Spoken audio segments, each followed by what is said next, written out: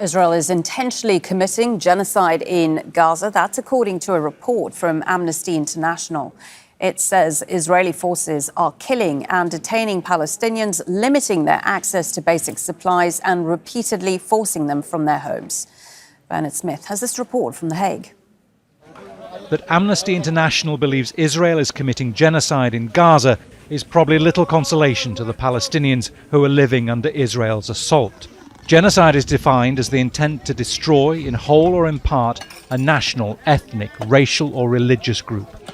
Amnesty says it's accumulated plenty of evidence to show that Israel's leadership knows exactly what it's doing in Gaza. We looked at the statement made by officials at the highest level, those in the war cabinet. We looked at how soldiers interpreted those statements, those on the ground, and how they called as well for the dehumanization of Palestinians and for the obliteration of Gaza. We looked at the entire context as well, one of apartheid, dispossession, military occupation, and the only reasonable conclusion we could make is that Israel intended to commit genocide.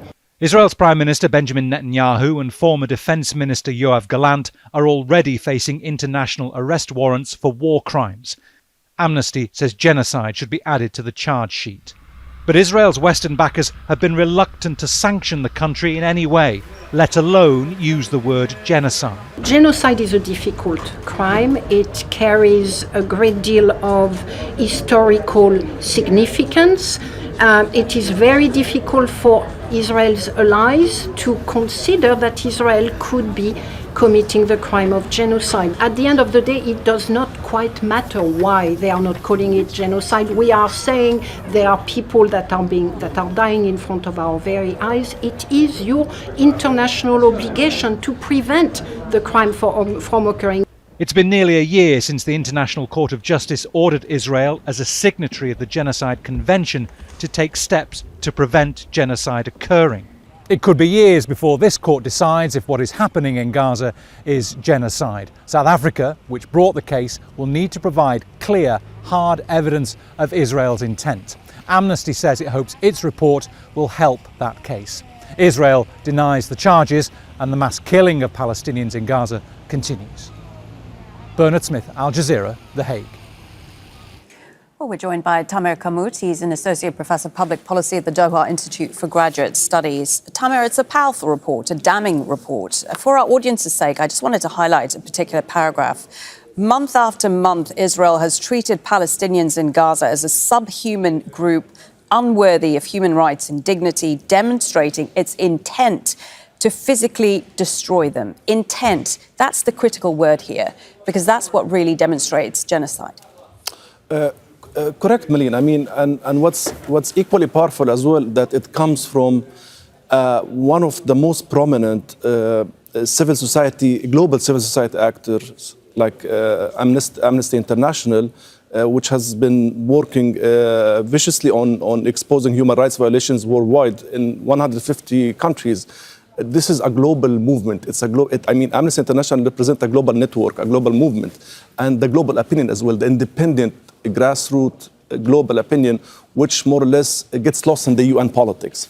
And this is where also it carries weight, important weight, because when we see the way the international community has been debating this issue, the genocide, and then we see international justice systems have also have been proactive in it, and we have warrant issues, but then the politics or the veto players keep holding all these things back. Then this is where the voices of the global voices of independent movement, of an independent civil society, comes to support also these international justice mechanisms. And this is why it's very important to hear more reports and more condemnation of coming from civil society organizations, the global ones, such as Amnesty International. It adds to the justice, seeking justice and ending this genocide. You say seeking justice, but there will be many of our viewers watching this and wondering what difference this is going to make, because we've had many reports like this from other bodies, like the United Nations, for example, and the situation in Gaza continues year in, year out. Correct. We don't live in a fair world. I mean, the way international politics are carried out, the way the UN is functioning, having veto powers held by 5 countries that do not represent the world, it's not a just system, but that's the best system we have so far. It's dysfunctional on some issues, but it has also succeeded on some issues. I think what's important is not to lose hope. I mean, to keep putting pressure on these systems, especially on the UN, on exposing the positions, the hypocrisy, the complicity of the countries that have been enabling this genocide to continue. This is very important, building awareness. And I think this is where an independent civil society movement or organizations such as Amnesty International and other organizations' role becomes critically important, because people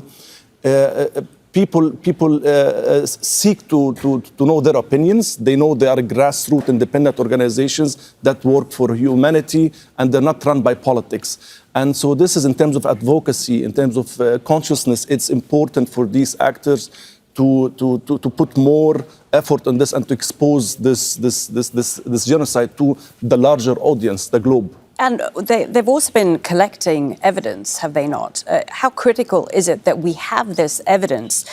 So if not today, one day, we could have a verdict on this genocide by international courts? That's an excellent question, Malin. I mean, yes, these organizations, they have offices, premises everywhere, including in Palestine. Actually, Israel was tried, or I think even closed Amnesty International offices, if I'm not mistaken, in occupied Palestine, because they don't want them to be there and collect data. But Amnesty International has many local partners, NGOs, who can work on their behalf also to document the atrocities, the genocide. And at some point, when international justice is allowed to take place in terms of trials in La Haye or whatever, these will be key witnesses to the crimes that happened in Gaza and Palestine.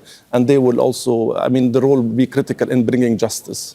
Okay, thank you for that. Tamer Qarmout, Associate Professor of Public Policy at the Doha Institute for Graduate Studies. Make sure to subscribe to our channel to get the latest news from Al Jazeera.